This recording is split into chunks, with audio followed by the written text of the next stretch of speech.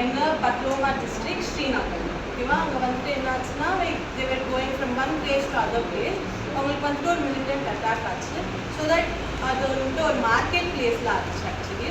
அந்த மார்க்கெட்டில் full of crowds இருக்கும் ஆப்வியஸ்லி. அந்த மிலிட்டன்ட் அட்டாக் ஆகும்போது பட் அவங்க ஷூட் பண்ணிவிட்டு terrorists were absconded in the crowd. All the forces of CRPF members அவங்க போய் ட்ரை பண்ணாங்க பட் டெரரிஸ்ட்டை கண்டுபிடிக்க முடியாது. தென் என்னோட அப்பா வந்துட்டு as undergo the treatment only for the overnight and after that அவங்களால ஏதோ காப்பாற்ற முடியல since the injury was in the head. So அவங்கள வந்துட்டு இறந்துட்டாங்க. So this 23rd year of my father. Since நானும் ஒரு CRPF மெம்பர்ன்றதுனால இவர் என்னோட ஃபாதர்னு சொல்லிக்க முடியாது. He was a member of CRPF and we are honoring him and thank you for all joining here and spending your time. Thank you. 12/3/1972 to 23/3/2003. Saga of Martyrdom means the history of a martyr. On the 23rd of March 2003, troops of 37 Battalion CRPF were deployed near Fire Brigade Office, PS Patloma, District Srinagar, to break any militant activity taking advantage of the crowd. A militant fired a picket deployed there and ran into the crowd for cover. The troops could not open fire due to huge presence of civilians all around. A search was launched but the militant could not be apprehended. In the fire, Shahid C.D. R. Jagdish sustained severe injuries after the stumble. During the treatment, the martyrdom of the brave trooper will not go to the vain. Did you guys understand anything? What? Can anyone come and explain?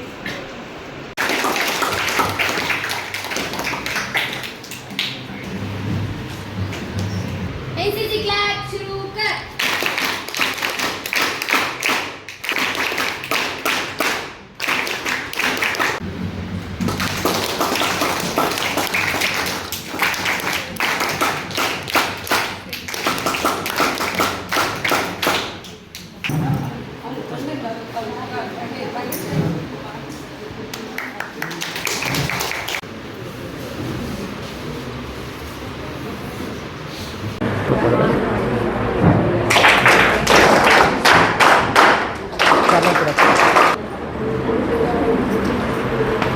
ನಮ್ಮ future warriors of Indian army KGF ಕಡೆಯಿಂದ ಅವರಿಗೆ ಒಂದು ಚಿಕ್ಕ ಕಾಣಿಕೆ, ಒಂದು moment.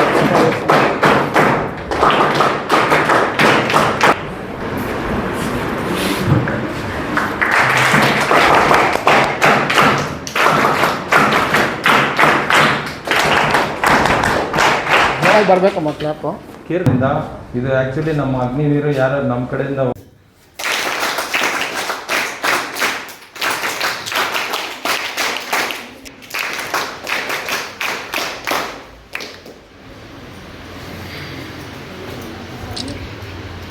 ಅವ್ರಿಗೆ ಜ್ಞಾಪಕಾರ್ಥವಾಗಿ ಇದನ್ನು ನೋಡುವಾಗೆಲ್ಲ Jagadish sir ಜ್ಞಾಪಕ ಬರಬೇಕು.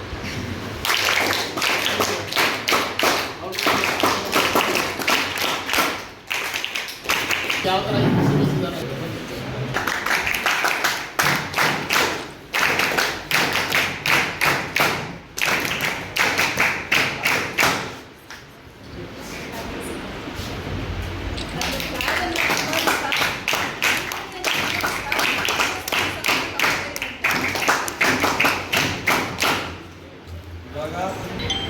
Yes, Jagadishan.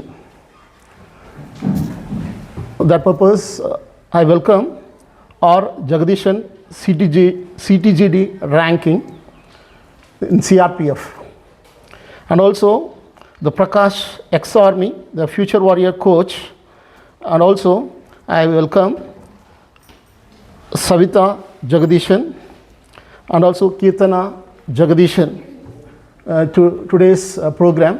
This program, they have sent the formal letter to our college stating that installation of plaque to Martyrs Jagadishan sir. So he was the CRPF constable. He was sacrificed his life in the year of 2003, that too in the army attack, sacrificed his life for the nation on 23/3/2003 itself in the militant attack.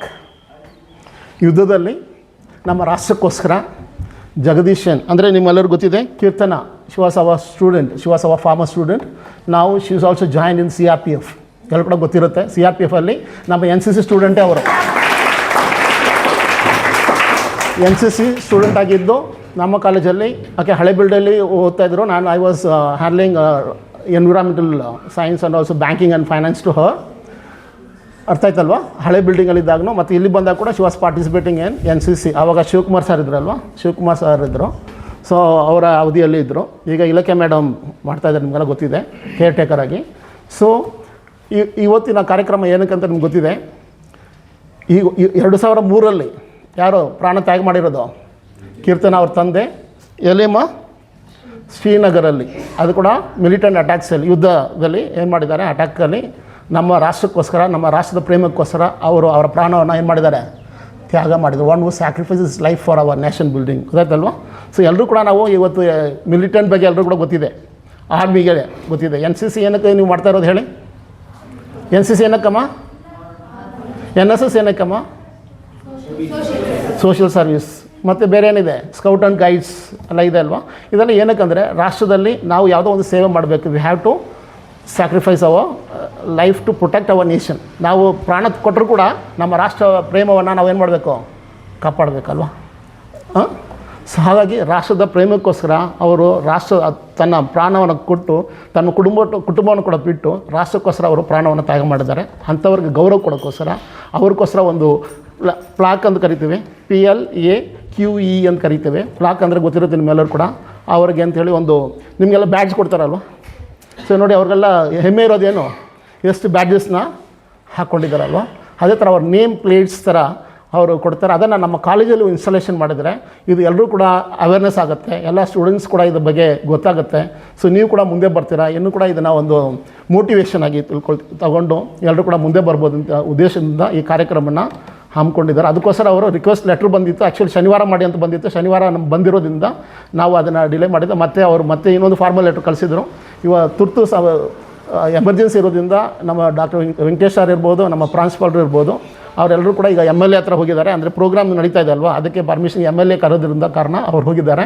ಹಾಗಾಗಿ ನನ್ನನ್ನು lead ಮಾಡೋಕ್ಕೆ ಹೇಳಿದ್ದಾರೆ. So ಅದಕ್ಕೋಸ್ಕರ ನಾನು ಇಲ್ಲಿ ಬಂದಿದ್ದೇನೆ. I welcome once again for ಇವರು ಜಗದೀಶನೇ, ಅರ್ಥ ಆಯ್ತಲ್ವಾ? ಸೊ ಅವರು ಜಗದೀಶನ್, ಡೋಂಟ್ ಗೆಟ್ ಕನ್ಫ್ಯೂಸ್. ಬಂದಿರುವಂಥ ವ್ಯಕ್ತಿ ಕೂಡ CRPFಲ್ಲಿ ಬಂದಿರೋದು ಜಗದೀಶನ್. ಓಕೆ, CTGD ರ್ಯಾಂಕಲ್ಲಿ ಇರುವಂಥ ವ್ಯಕ್ತಿ ಬಂದು ಅವ್ರಿಗೆ ಗೌರವ ಕೊಡೋಕ್ಕೋಸ್ಕರ ಅಲ್ಲಿಂದ ಕಳಿಸ್ಕೊಟ್ಟಿದ್ದಾರೆ. ಸೆಂಟ್ರಲ್ ರಿಸರ್ವ್ ಪೊಲೀಸಿಂದ ಅಲ್ಲಿ ಕೊಟ್ಟಿದ್ದಾರೆ ನೋಡಿ, ಕೇಂದ್ರೀಯ ರಿಸರ್ವ್ ಪೊಲೀಸ್ ಅಂತ ನಿಮ್ಗೆ ಗೊತ್ತಿರದೆ. ಸೊ ಹಾಗಾಗಿ ಅಲ್ಲಿಂದ ಬಂದಿದ್ದಾರೆ, ಅದನ್ನು ನಾವು ಸ್ವೀಕಾರ ಮಾಡ್ಕೊಳ್ಳೋಣ. ಗೊತ್ತಾಯ್ತಲ್ವ?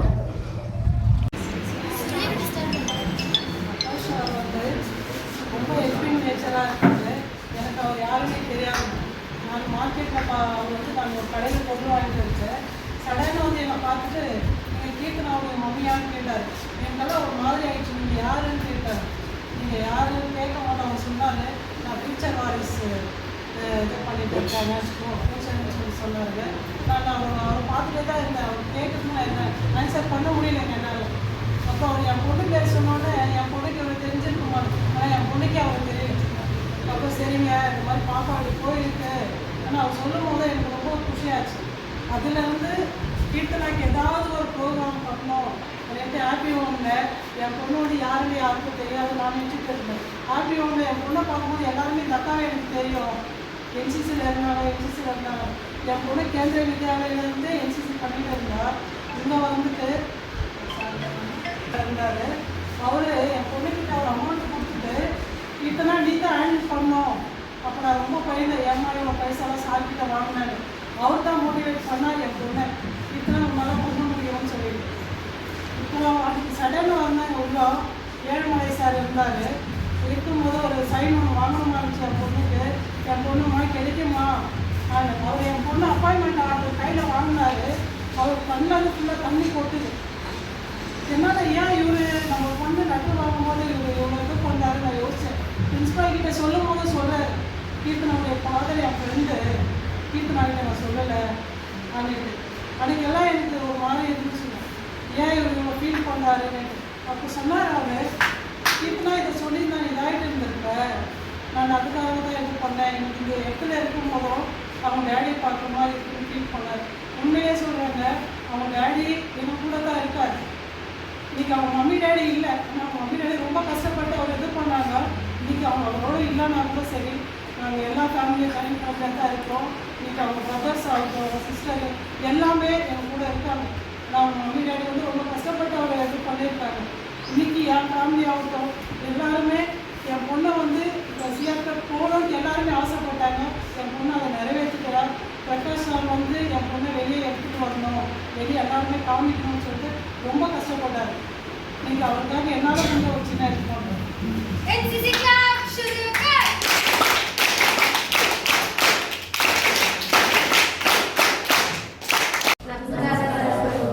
ಎಲ್ರಿಗೂ ನಮಸ್ಕಾರ.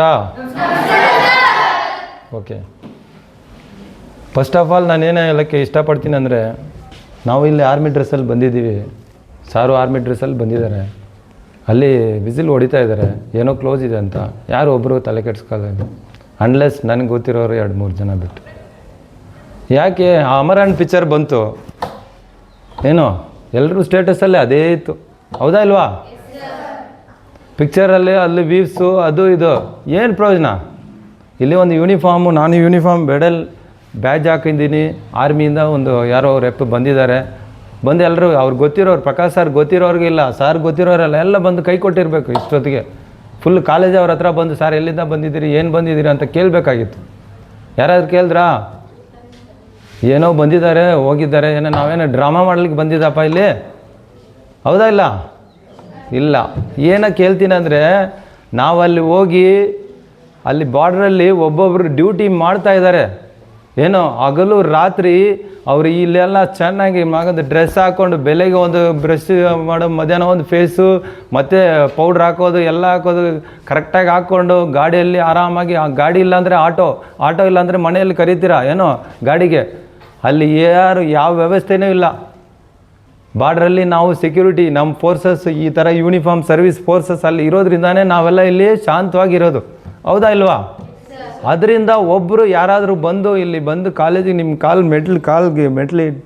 ಕಾಲು ಇಟ್ಟಿದ ತಕ್ಷಣ ಎಲ್ಲರೂ ಹೋಗಿ ಅವರನ್ನು ಇನ್ವೈಟ್ ಮಾಡಬೇಕಾಗಿತ್ತು. ಓಕೆ, ಎಲ್ಲ ಇದು ಹಂಗೆ ಆಗಿಬಿಟ್ಟಿದೆ. ಎಲ್ರಿಗೂ ಲಾಸ್ಟಲ್ಲಿ ಏನಾಗಿ ಹೇಳಿ ಇಷ್ಟಪಡ್ತೀನಿ ಅಂದರೆ, ಇದು ಬಂದು ಬರೀ ವಾಟ್ಸಪ್ಪು ಸ್ಟೇಟಸಲ್ಲಿ ಮಾತ್ರ ಇರಬಾರ್ದು.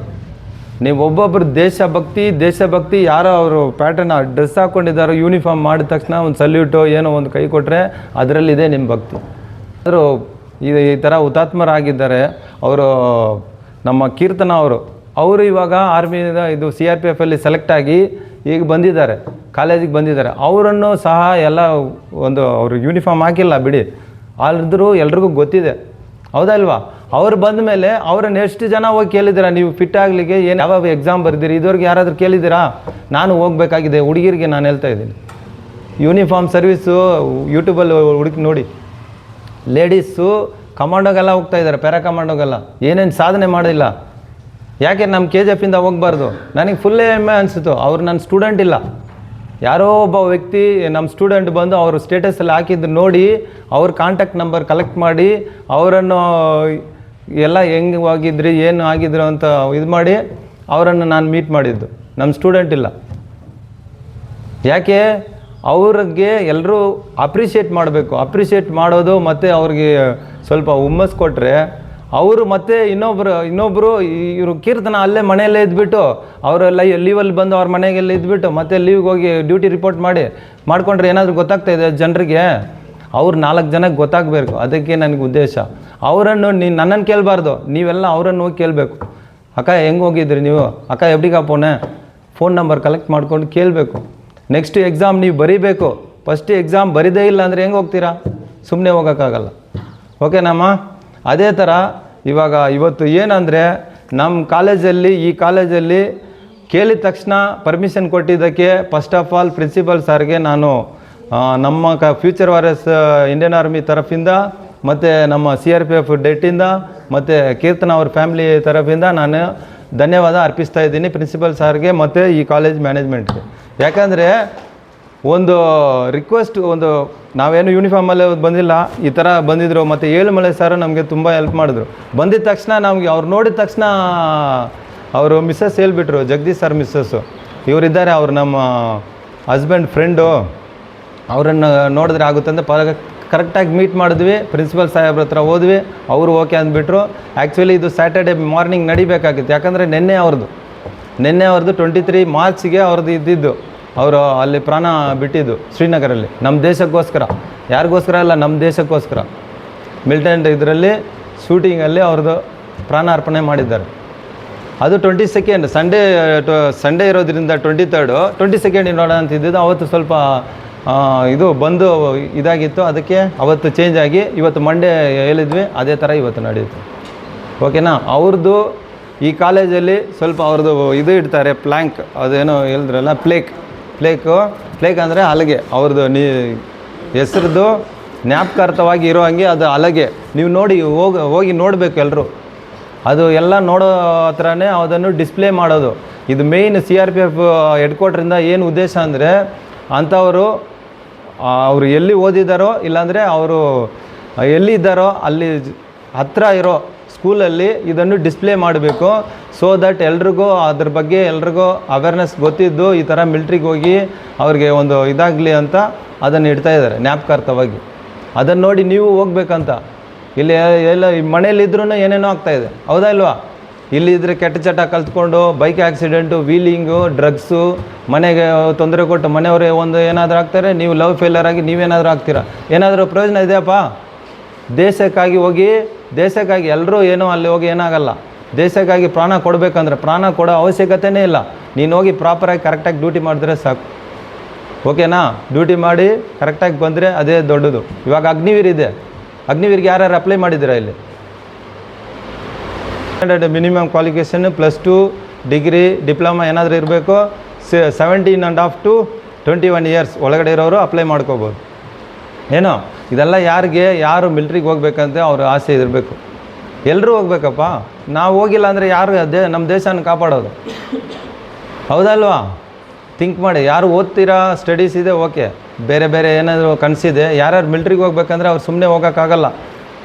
ಬೆಳಗ್ಗೆ ಸ್ವಲ್ಪ ಪ್ರಾಕ್ಟೀಸ್ ಮಾಡಬೇಕು, ಓದಬೇಕು, ಇದೆಲ್ಲ ಇದೆ. ಓಕೆ, ಲಾಸ್ಟ್ ಏನು ಹೇಳೋಕ್ಕೆ ಇಷ್ಟಪಡ್ತೀನಿ ಅಂದರೆ, ಸಾರಿಗೆ ಫಸ್ಟ್ ಆಫ್ ಆಲ್ ನಾನು ಅಲ್ಲಿಂದ ಡೇಟಿಂದ 3 ದಿನದಿಂದ ಅವರು ಬಂದು ಹೋಗ್ತಾ ಇದ್ದಾರೆ, ನಿನ್ನೆ ಇವತ್ತು.